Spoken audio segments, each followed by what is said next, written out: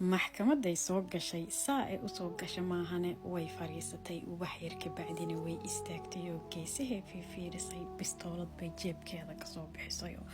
xabad bay waxay ku dhufatay ninkii mujrimka ahaa bistooladii intay dhulka ku tuurtay oo gacmaha kor u taagtay ay waxay tiraahday anna xaqaagii waan ku soo qaaday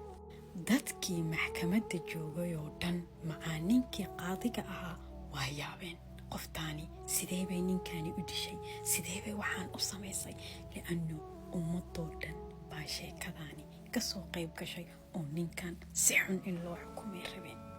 hadda waxaa isweydiinaysaa yaa waaye anna yaa waayana qoftaan oo ninka dishay ninkana maxay u dishay aniga kuu sheegaya qoftaani sheekadeedoo dhan oo dhammaystiran laakiin videogan like-tiisa aan sheertiisa aan falowdiisa ha ilaawin adigoo mahadsan qoftaani waxaa la yidhaahdaa Mariano oo waxay dhalatay 3 Yuuni 1950 asal ahaanteeda waxay ka soo jeedaa wadankan la yiraahdo Belarusia laakiin waqti xaaligaas ayadu waxay ku nooleed waqooyiga oo Germany qoftaani dagaalkii labaad ee ayada iyo faamilkeeda iyo faamilo badan mataqaanaa ay waxay ka soo carareen dagaalkii oo waxay yimaadeen waqooyiga Germany waqooyiga Germany markay yimaadeen meeshaas bay waxay ka bilaabanaysaa sheekada dhabta ah oo Mariana wuxuu ahaa aabaheed askari buu ahaa askarta oo weliba adag oo maaragtay loo yaqaano Nazist oo maaragtay ilaalin jireen Hitler waqtigaas aabaheed marka waxyaalo badan oo Hitler sameyn jiray iyo dadka sidoo u cadaabi jiray buu arki jiray oo markuu guriga ku soo laabto nugta wuxuu ka qasi jiray Mariana wax yar oo aan dhibaato lahayn ay sameynaysaa wuu dilayaa midkeedu ka talaabsan hadda waxay isweydiinaysiin hooyadii aaway miyay ka celiso maxay ugu fiirsanaysaa hooyadu waxay ka baqi jirtay in la furo oo mar walba odaygan khamriga u keenaysaa habeenkaa way istiyaarinaysaa maxayba gabar ka celisaa iyadaaba isku mashquulsan sidii odaygan u raali gelis oo maaragta uusan u furinin li'annu waqtigaasi Germany naagaha markii la furo wax ceebay ahayd laakiin waqti dheer iyadoona ka soo wareeganin maaragtay ayada iyo odaygiiba waa kala tageen saa markay u kala tageen Maria waxay istiraada hadirtaan ad neefsanaysa odaygii jugta ka qasay uu ka tagay laakiin awartu sida kuma joogino mid kale tay soo xareysay iyadoo waqti dheer ka soo wareegan Maria aabaheed iyo ninkani waxay ku kala duwan yihiin ninkani Nazist ma ahayn oo wuxuu ahaa dadkan iska caadiga ah oo madaqaana adduunkiisa iska qabsado laakiin ninkani mar walba Maria uu tumi jiray oo wuxuu dhigi jiray waa ina aaba ay tiraahdaa Mariana markay yaraanteedii bay madax adkeed ilaa haddana waa madax adag taymiyada maqlayso odayahow waalan bay leedahay odayahow daalan bay dhaysaa kaalay markaasuu waa tumayaa iyaduna ninkanina sidaas wuxuu u sameynayo mar walba wuxuu jecel yahay inuu dadka iska dhaadhiciyo oo dadka wuxuu tusiyo mataqaanaa inay family oo maaragtay oo qurux badan oo nolol fiican ku nool yacni guriga waa ololooyaa bannaanka laakiin dadka waxaa la tusinayaa in dad lacag leh leeyahay oo dad isjecel leeyahay oo family isku fiican leeyahay Mariana waxay ka soo horjeedaa beentaas dadka laga dhaadhicinayo yacni xaqiiqada dadka tusiyay leedahay maxaad been u sheegaysaa odayo Maria hooyadeed waa markii labaad ay ku khasaarto because of ninkani iyo ku furin baa cunugteeda habeen walba loo tumaa Maria marka waqtigan waxay soo gaartay 15 oo wiil bay isjeclaadeen wiilkan Maria ay isjeclaadeen waa nin mooto leh nimanka mootada lehna waqtigaas waa laga dambeeyay naaga dhan waa ka dambeeyeen alla ninkan Mariana waxaan kugu dhahay jacayl iyo ka helitaan iyo maba u haysaba bas waxay rabtaa guriga inay uga fakato habeen walba daaqadii ka boodi jirto ninkan bay aadi jirtay markii dambe maxaa dhacay mataqaanaa wax ay safilaynin baa Maria ku dhacay waxaa ku dhacay habeen walba say daaqada uga boodaysa oo ninkan ula soo baashaalaysay maalintii dambeeto uur baa ku soo baxay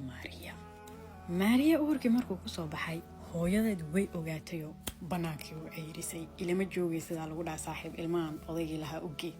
odaygiina ninkii oo mootada ku faanfaanayay waaba ka dhuntay meel uu aaday garan weeyday meel ka keento mataqaana banaankii kaliya iska fadhida 15 jir oo banaanka la dhigay oo cidna aan haysan meel aadana aan aqoonin soomaalidu kaleeto maaha alla anugtayda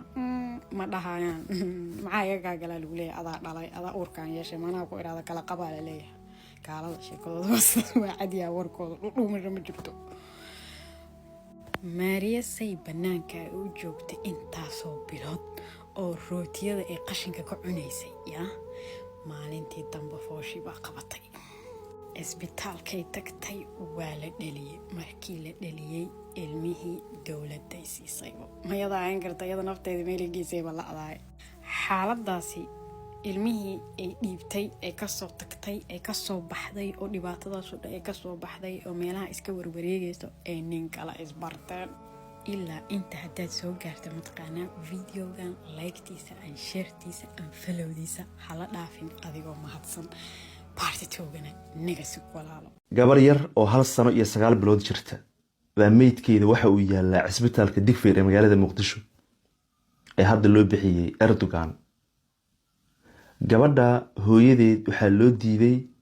meydka inay qaadato oo waxaa la yiri lacag $4,000 ku dhow waa inaad bixisaa oo gabadhaada cisbitaalka inta ay ku jirtay wax loogu qabtay hadda imise jirtaa gabadha 1 sano iyo 9 bilood xalay bay gabadha hooyadeed ee timid oo live igu timid hadalkan baan dhaxmaray gabadha saaka ay dhimatay 2 saac iyo bar ay dhan 3 saac ay soo sheegeen waxay dheen $3,828 laga rabaa anna wax meestata wax xawaash ah ku qod waxa karfan ah ku dugtaa meesta buu wallahi markasta ku soo naqanay dirso booya caabo ku bariya ilaahay dartiis oo Soomaaliyeed haddaba su'aal baan idin weydiinayaa gabadha booskeeda maanta haddaad adiga daawanay ku jiri lahayd oo karfanteeda xitaa aadan iibin karin bal iska daay $4,000 inaad bixisee maxaad samayn lahayd shaqaalihii cisbitaalka Digfaar baan wacnay san bay noogu jawaabtay Soomaaliya jooga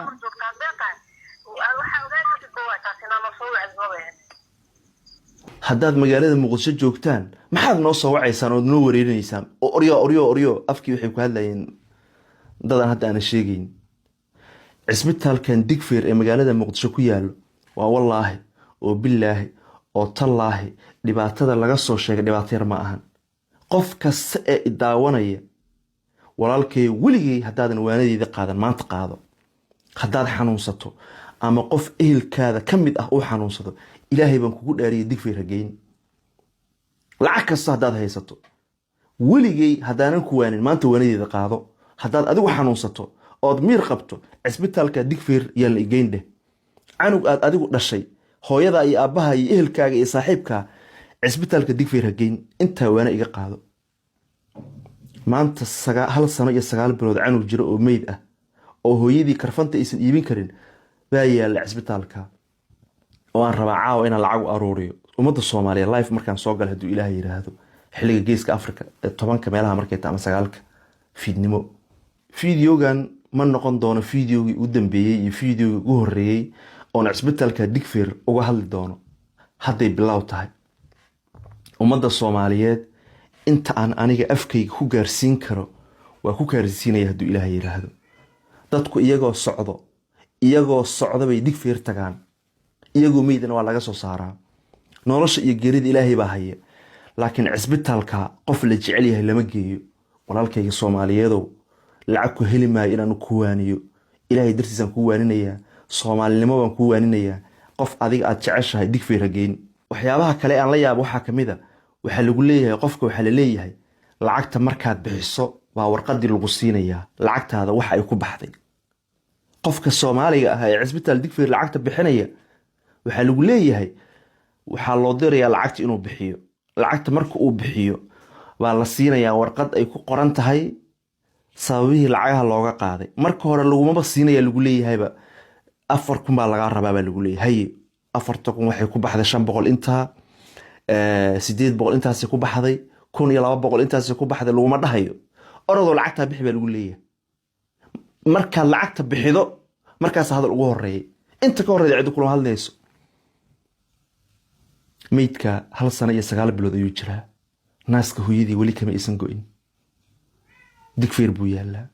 ilaahay baan kugu dhaariyay walaalkayow Digfaar qof aad jeceshahay geyn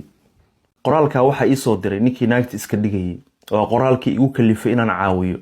waa qoraalkii ilinta iga keenay waaba soo xirraba wuxuu yidhi assalaamu calaykum walaal, maanta waxaan rabaa inaan noloshayda wax kaaga sheego. aniga waxaan dhashay 2005 baan dhashay. hooyaday waxaa la guursaday 2003. 8 bilood markaan caloosha hooyadayda ku jiray ayuu aabbahay dhintay. ani ooyinta markaas ii bilaabatay. daah guri igu xirnaaba inta soo fuqsada ilinta isaga tiraa meeshu ii yaalaa.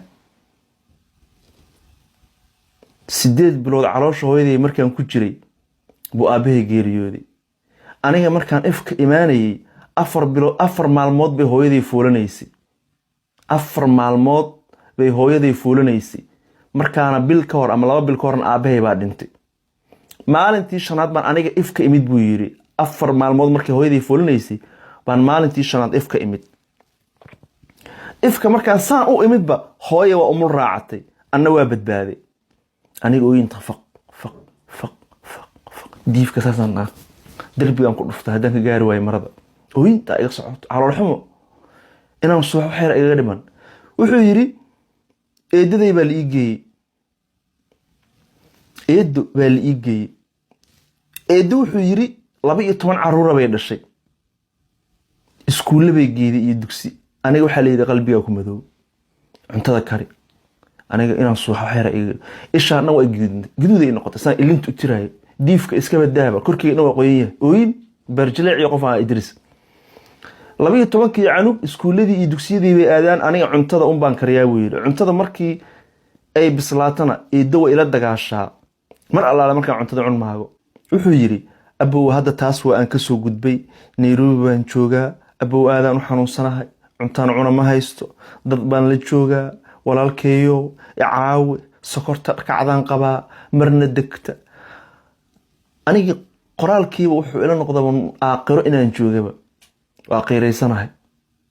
dadkii aan ballanta ka qaad inaan caawiyo inaan waa kaa soo hormarnaan abaay waxaa kaaga daranba abaay sawda qoraal aan qoraya abaay walaashay ha calool xumoon waan wacayaa iyo war sidee tahay internet wax ma ku shubatay ha ku shuba internet leerna diyaarsan meel iftiin la fariiso walaashay. mar idagu yiri allah idagay laakiin laba mar idagay anaa istagay. naag dambe ama nin dambe oo dhalinyaro ah oo aan caawinayo oo aan iska soo xaqiijin ma jirto. 60 jir haddii ay tahay gabadha ama odayga uu yahay waa caawinaya ilaa been ma sheegayaane. laakiin dadkan 22 sano jira ee dhalinyarada ah ee nimanka iyo naaga isugu jiro itus oo itaabsi waa in la ii soo cadeeyo inaan nin iyo naag waxaa tihiin.